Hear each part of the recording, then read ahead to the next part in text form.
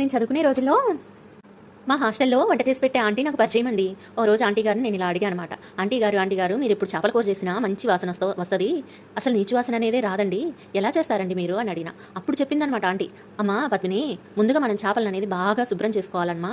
Market నుంచి తెచ్చిన చేపలకి పైన కొంచెం కొద్దిగా గొప్ప పొట్టు ఉంటుంది, బంక కూడా ఉంటుందమ్మా.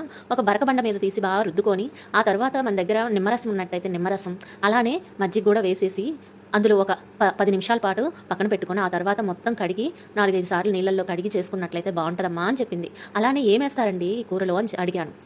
అప్పుడు చెప్పారనమాట ఆంటీ ఇలా ధనియాలు, అలానే అల్లం, వెల్లుల్లి, జీలకర్ర, అన్ని మెంతులు ఇవన్నీ దంచి ముద్దగా వేసుకున్నట్లయితే చేపల కూరలో బాగుంటుందమ్మా అని చెప్పింది. నేను వంట మొదలుపెట్టిన కాడి నుంచి కూడా ఇలానే చేసేదాన్నండి, బాగుండేది కూడా. ఇలా చేపల కూర అయితే ఈ మసాలా వేసుకుంటే బాగుంటుందండి. ఆంటీ చెప్పిన కాడి నుంచి నేను గుర్తుంచుకొని ఇలా చేసి పెట్టుకునేదాన్ని అనమాట.